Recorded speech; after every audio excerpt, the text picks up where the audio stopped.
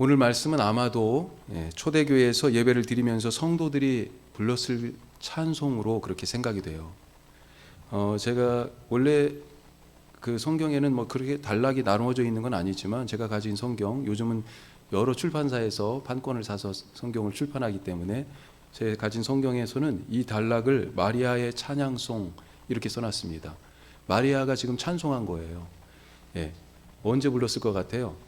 초대교회 예배 때 같이 함께 불렀을 것 같은 그런 생각이 듭니다. 예수님의 이 육신의 어머니 마리아가 초대교회 멤버 중에 한 분이셨잖아요. 사람들이 예수님의 어머니에게 여러 가지 물어봤을 것 같습니다. 궁금한 것이 많았을 것 같아요.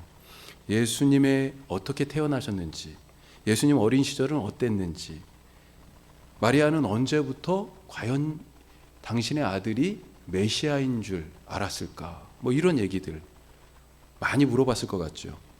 우리도 자라면서 어머니에게 엄마 나 어렸을 때는 어땠어요? 난 그때 어땠어요? 라고 묻기도 하지 않습니까? 우리가 모르는 아주 어릴 때의 모습, 그것을 우리 부모님들은 사실 알고 계십니다. 우리 기억에는 없지만 우리 부모님들은 알고 계시죠. 그런 점에서 한번 가만히 생각해 보십시다. 마태복음과 누가복음에 예수님의 아주 어린 시절 태어날 때 그 이야기들이 있는데 이 탄생의 이야기들, 어떻게 이 이야기들이 알려졌을까요? 어떻게 이 이야기들이 성경에 그렇게 기록될 수 있었을까요? 요셉과 마리아에게 나타난 천사들이 또 한 이야기들. 오늘 말씀 바로 앞에 세례 요한의 어머니 엘리사벳과 그리고 마리아가 만나는 장면이 나와요. 그런 이야기들. 만삭의 몸으로 호적하러 베들레헴에 갔던 일.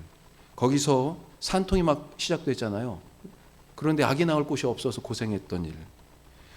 목자와 동방 박사들이 뜻하지 않게 방문해서 아기에게 선물도 주고 갔잖아요. 헤롯 왕이 아기들을 그 즈음에 싹 다 죽였어요. 그리고 그것을 피해서 애굽으로 도망갔던, 피신 갔던 그런 이야기들. 이런 이야기들을 누가 알고 있었을까요?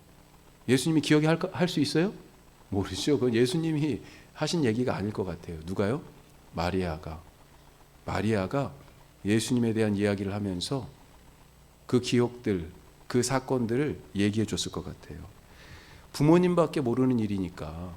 그런데 요셉은 죽은 것 같아요. 일찍. 성경에 예수님 탄생 때 말고는 요셉 이야기가 안 나와요. 아마도 마리아가 이 이야기를 들려주었을 것이다. 그렇게 생각이 됩니다. 마리아가 아기를 뱃속에 잉태한 채로 천사의 말을 따라서 먼 친척인 세례 요한의 어머니 엘리사벳을 만나러 갔었던 이야기를 이렇게 초대교회 신자들에게 궁금한 그 얘기 다시 한번 해주실래요? 얘기해주고 그러면서 그때 불렀던 찬송, 그것을 지금 초대교회 신자들하고 함께 예배드리면서 그 예배의 자리에서 같이 부르고 있었을 것이다. 그렇게 생각됩니다. 자, 마리아가 찬송을 했어요. 그런데 어떤 노래입니까? 어떤 노래예요? 세상이 뒤집어진다 하는 그런 내용입니다. 위아래가 바뀐다는 거예요. 안팎이 뒤집어져요. 하나님이 당신의 팔을 들어 교만한 자를 흩으신다. 51절의 찬송 중에 그렇게 되어 있습니다. 자, 교만한 자를 흩으시는데 52절, 53절 그 흩으시는 내용이, 교만한 자를 흩으시는 내용이 나와요. 같이 한번 읽어보죠. 자, 이런 세상이 올 거랍니다. 자, 52절, 53절 같이 읽습니다. 권세 있는 자를 그 위에 내리치셨으며 비천한 자를 높이셨고 줄이는 자는 좋은 것으로 배불리셨으며 부자는 빈손으로 보내셨도다. 아멘. 이런 세상 뒤집어질 일이 일어난다는 것입니다. 그런데 이 일을 누가 하셔요? 하나님이 하신다는 거예요. 왜 마리아가 하나님이 이런 일을 하신다라고 하는 것을 믿고 노래까지 부르고 있을까요? 49절에 보시면 뭐라고 얘기합니까? 마리아가 능하신 이, 하나님이죠. 하나님을 지금 그렇게 고백합니다. 전능하신 분으로. 능하신 이가 큰 일을 내게 행하셨으니 그 이름이 거룩하시다. 큰 일을 전능하신 하나님이 지금 내게 행하셨다는 거예요. 내게 일어난 하나님의 일을 보니까 세상도 뒤집어질 거다라고 그렇게 믿는 믿음이 생긴 것입니다. 그것도 누구를 통해서 말입니까? 아직 태어나지도 않은 내 속에 있는, 내 뱃속에 있는 이 아기를 통해서. 자, 우리가 이런 배경을 가지고 오늘 말씀을 한 걸음 더 들어가 보도록 하겠습니다. 자, 첫 번째로 지금껏 못 보던 일이 일어난다는 것입니다. 지금껏 못 봤던 일이 일어나요. 오늘 말씀 바로 앞에는 예수님의 어머니 마리아와 세례 요한의 어머니 엘리사벳이 만나는 장면이 있습니다. 엘리사벳은 나이가 많고 지금 마리아는요 아직 결혼 전이에요. 예. 먼 친척입니다, 둘이. 엘리사벳은 젊어서 아이를 낳지 못하고 늙었습니다. 우리가 알잖아요. 우리나라도 그랬으니까. 옛날에 아들 못 낳으면 몇십 년 전만 해도요 아들 낳으려고. 예. 지금처럼 그렇게 하지 않았죠. 아무나 뭐 아들이든지 딸이든지 하나만 낳아. 그런데 옛날에는요, 특히 이 유대 사회에서는 아이를 낳지 못하는 것 정말로 치욕적인 수치고 자기의 책임감을 다하지 못한 쓸모없는 인간 취급받는, 가문의 명예를 실추시키고 인간적으로도 자기 몫을 못하는 그런 사람 취급받지 않았습니까? 부끄러움이었습니다. 그런데 모든 소망이 끊어진 이 엘리사벳에게, 이 나이 많은 엘리사벳이 갑자기 아이를 갖게 된 것입니다. 마리아도 마찬가지예요. 천사가 마리아에게 아기를 가졌다고 알릴 때 마리아가 너무 놀랐잖아요. 원인이 없는데 결과가 나타났어요. 우리 자연세계의 법칙은 뭡니까? 인과 법칙이잖아요. 뭔가 원인이 있어야 결과가 나타나는 거죠. 어떤 일이 뭔가 일어났으면 거기에 따른 분명한 원인이 있었어요.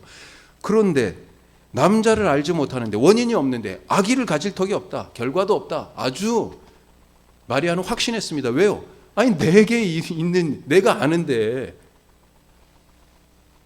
분명하고 확실하게 그것을 주장하여 얘기하죠. 하지만 팩트는 뭡니까? 마리아가 아기를 가졌다는 것입니다. 더군다나 천사가 뭐라고 얘기합니까? 내 친척 중에 아기를 갖지 못하던 엘리사벳도 아기를 가졌어 라고 알려줘요.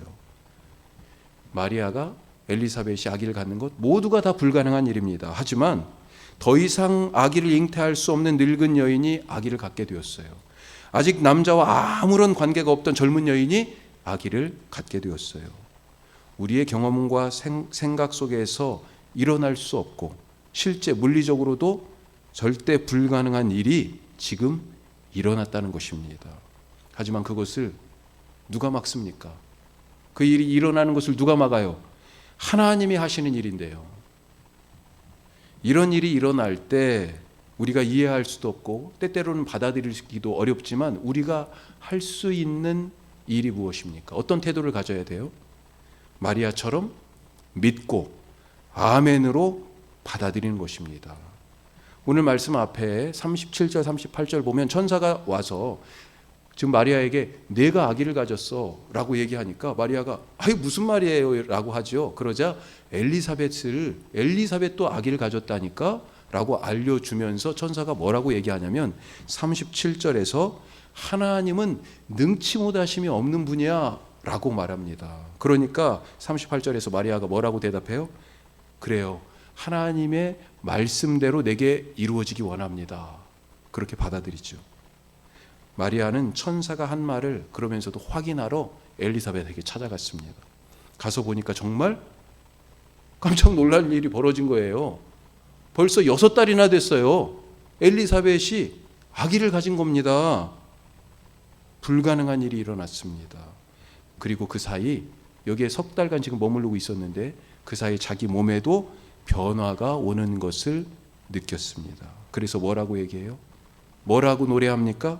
오늘 49절에 있는 찬송이 바로 그겁니다. 전에는 뭐라고 그랬어요? 천사가 하나님이 능치 못하심이 없는 분이야 이렇게 말했는데, 전능하신 하나님에 대해서 천사가 알려줬는데 이제는 마리아가 자기 입으로 고백합니다. 맞아, 능하시니 전능하신 하나님이 내게 생각지 않았던 큰 일을 행하셨구나. 그렇게 지금 노래하고 있어요. 하나님에게는 불가능이 없다는 것을 믿게 된 것입니다. 왜 그렇습니까? 지금 자기에게 그런 일이 일어났으니까요. 한 번도 일어난 적이 없던 일, 시도하고 도전해도 모두가 안 돼가지고 아유 나도 그냥 그만두고요, 다른 사람들도 아유 그건 하지 마. 그건 안 되는 일이야. 그건 불가능한 거야. 왜 쓸데없는데 힘을 써? 모두가 불가능하다고 포기했던 그 일, 생각 밖의 일, 상상도 못했던 그런 일을 지금 하나님이 준비하시고 실행하고 계시는 것을 믿으시기 바랍니다.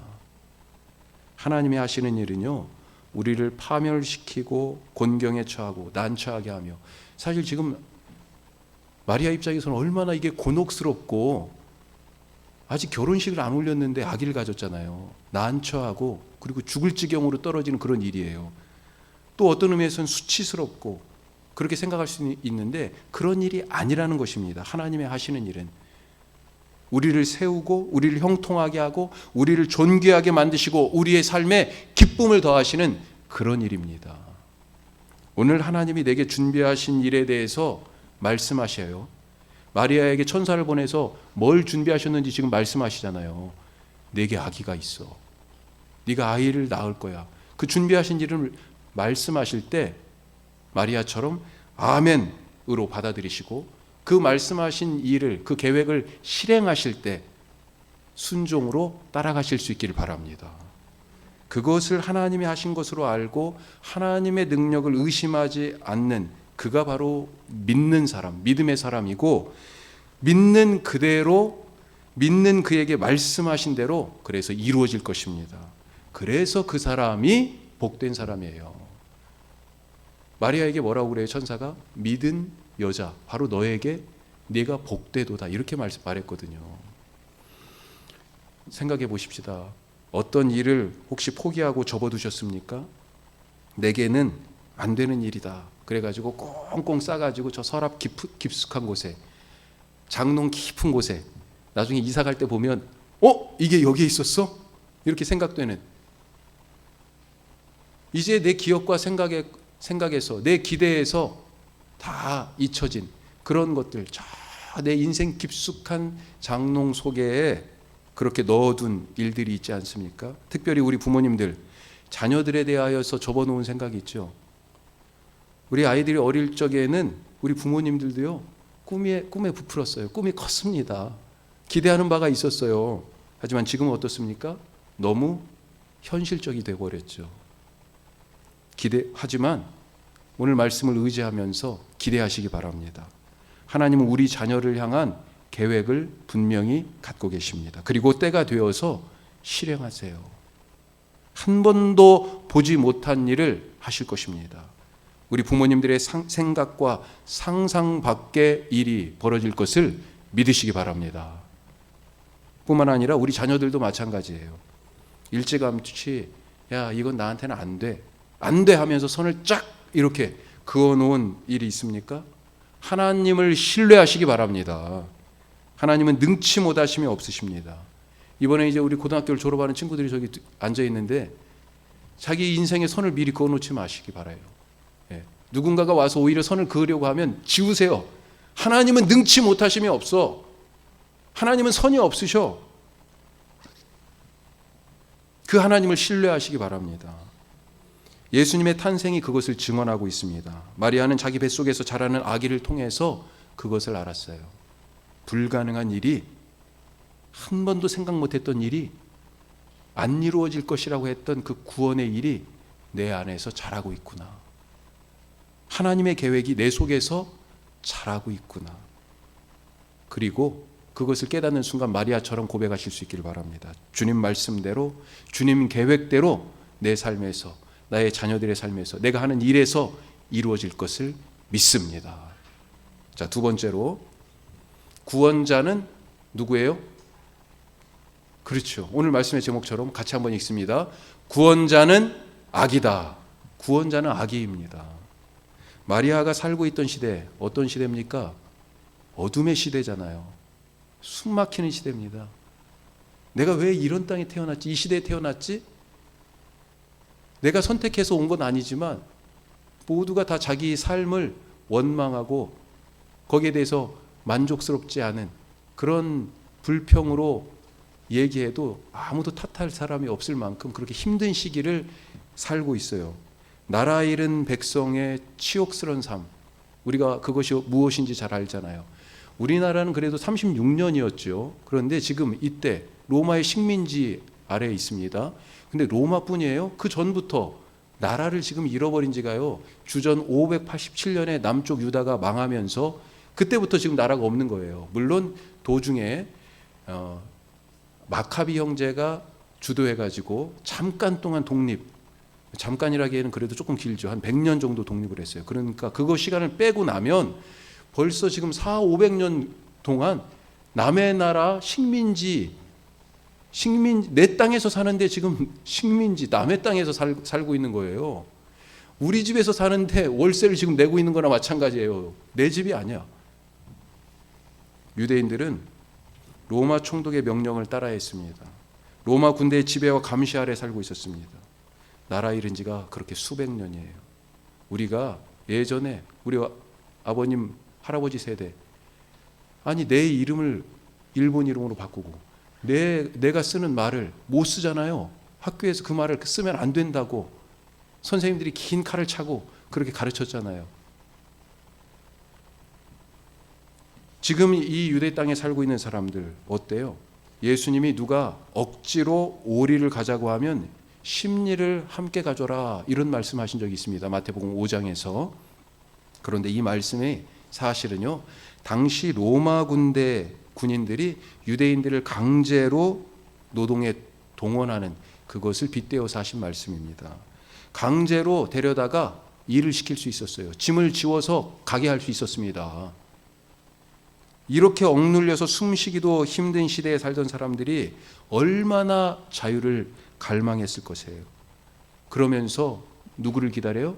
우리를 이 억압과 속박으로부터 구원해 줄 구원자, 메시아를, 다윗과 같은 왕을 기다렸다는 것입니다.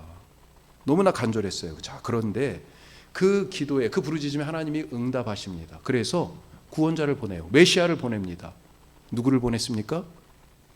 아기를 보냈어요. 아기를 보냈는데 아기를 보냈어요. 구원자로. 사람들이 너무 실망하는 거예요. 반품하고 싶습니다. 반품. 우리가 인터넷 쇼핑몰에서 주문한 물건들을 받아볼 때 가끔 실망할 때가 있잖아요. 화면에서 이렇게 본 거하고요, 실제 딱 받아본 물건이 이거 아닌데, 색깔이 이게 아니었는데, 재질이 이게 아니었는데 반품하고 싶어요. 그래서 어떤 건 반품도 하죠. 지금 사람들은요, 뭘 기대합니까? 능력 있고 지혜 있고 힘 있고 리더십이 있는 그런 구원자를 기대하고 있는데 하나님은 아기를 보냈어요. 사람들은 지금 당장 건져주세요, 구원하여 주세요, 못 살겠어요, 당장의 구원을 바라는데 이 아기가 지금 할 수 있는 게 아무것도 없습니다. 아기가 커서 어른이 되고 자기 인생의 메시아로서의 사명을 알고 그 사명을 이룰 만한 능력을 갖추기까지 얼마를 더 기다려야 한단 말입니까? 더군다나 우리는 이 아기가 커서 어떻게 됐는지 그 이야기를 알잖아요. 이스라엘을 로마의 압제에서 구원하기는커녕 삶의 그 곤고하고 힘든 모든 상황에서 건져내고 구원하기는커녕 로마 군사들에게 매질당하고 발가벗겨지는 그런 모욕을 당하고 십자가를 지고 성문 밖으로 질질 짐승처럼 끌려가서 거기서 무기력하게 못 박혀 죽지 않았습니까? 무슨 메시아가 이래요. 하지만 하나님은 이 방법을 통해서 로마의 압제뿐 아니라 그 배후가 되는 세상의 모든 죄와 악을 해결하셨고요, 그 죄악의 뿌리인 사탄까지 완전히 뿌리채 뽑아버리셨습니다. 당장 눈에 보이는 골칫덩어리였던 로마 제국은 어땠습니까? 어떻게 됐어요? 결국 역사 속으로 사라졌잖아요. 오히려 로마 제국이 기독교를 받아들이고 수용하게 되지 않았습니까? 내 삶의 여러 문제들, 그런 문제들이 탁 닥칠 때 이것을 해결하고 이 문제를 풀어줄 해결사, 구원자를 우리가 간절히 바라고 찾지 않습니까? 어디에서 그 구원자를 찾고 있어요? 주님은, 오늘 말씀은 아무 능력 없는 아기가 하나님이 보내신 구원자, 우리 문제의 해결자, 우리를 치료하시는 치유자, 메시아라고 말씀하고 있습니다. 무기력하게 십자가에서 매달려 죽어가는 저 사람이, 저 청년이 바로 우리가 기다리던 그리스도라고 말하고 있어요. 그런데 하나님은요, 우리가 실망했던 이 메시아를 통해서, 이 힘없는 아기를 통해서, 오늘 52절 53절 아까 말씀 읽었잖아요. 어떤 일을 벌이십니까? 자기가 하나님인 양 그렇게 뻐기면서, 야, 무슨 일이 있어? 그거 내가 해결해 줄게. 그렇게 교만을 떠는 권세 있는 자들을 위에서부터 아래로 내리치시고, 또 나는 아무것도 배운 것도 없어, 가진 것도 없어, 해본 것도 없어. 그래서 자기의 무능함을 깨닫고 오히려 전능하신 하나님만 바라고 붙잡는 비천한 자를 높이신다. 그렇게 말씀하시잖아요. 십자가에서 죽어가는 그 청년을, 그 무기력한 그리스도를 통해서 53절 말씀에 뭐라고 얘기해요? 의에 줄인 자들을 좋은 것으로 배불리시고 탐욕에 배부른 부자들을 빈손으로 보내신다. 그렇게 말씀하고 계시는 거예요.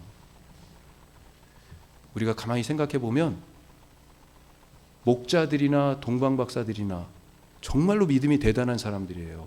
왜요? 아니, 왕궁도 아닌 마국간에 가가지고요, 거기에 태어나 있는, 말 밥그릇에 있는 이 아기를 구원자로 여기고 경배하고 돌아왔으니 말입니다. 어디에 구원자가 있습니까? 메시아가 이런 아기의 모습으로 우리 곁에 있습니다. 우리 가운데 이미 오셨어요. 그 주님을 맞아들일 수 있기를 간절히 바랍니다. 자, 마지막 세 번째로, 이 아기, 이 구원자, 이 메시아를요, 교회가 품고 있다는 것입니다. 교회가 구원자를 품고 있어요. 아기를 가졌다는 말을 듣고 정말 마리아 엄청나게 놀랐을 거예요. 아주 그냥 번개를 맞은 듯이 정신이 번쩍했을 겁니다. 끝났다. 망했다. 이제 나는 죽었다. 이게 지금 돌 맞아 죽을 일이잖아요. 결혼도 안 했는데 무슨 일이에요, 이게? 지금 시대가 우리가 알다시피 젊은 부부들이 아기를 갖기 어려운 시대예요.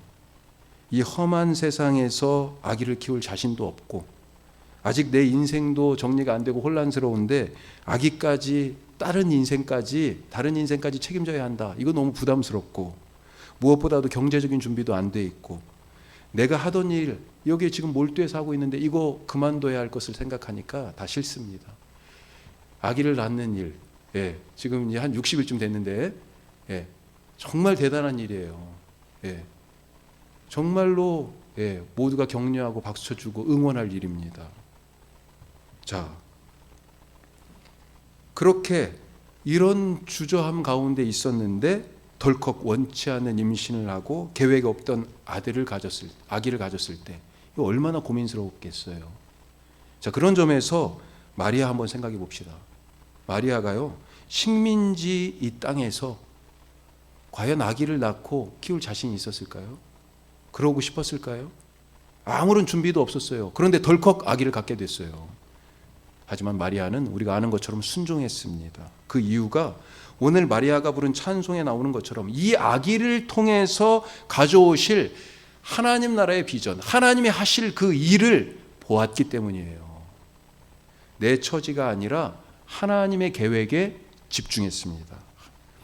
지금 세상의 권세를 잡은 사탄이 죄를 무기 삼아서 특별히 로마 제국이라는, 로마라는 이 제국을 종 삼아서 이 사탄이 왕노릇하고 있어요. 그렇게 세상을 통치하고 있어요. 우리가 내년에 요한계시록에 대한 말씀을 쭉 한번 나눌 그런 생각인데, 계시록에 보면 비유적으로 표현되는 것들이 있죠. 용이 나오고요, 짐승이 나옵니다. 근데 용은 뭐냐면 사탄을 얘기해요. 옛 뱀, 사탄을 얘기하고요. 이 용이 짐승을 부려요. 짐승에게 권세도 나눠주고. 그런데 그 짐승의 하나가 뭐냐면 바로 이 로마 제국이에요.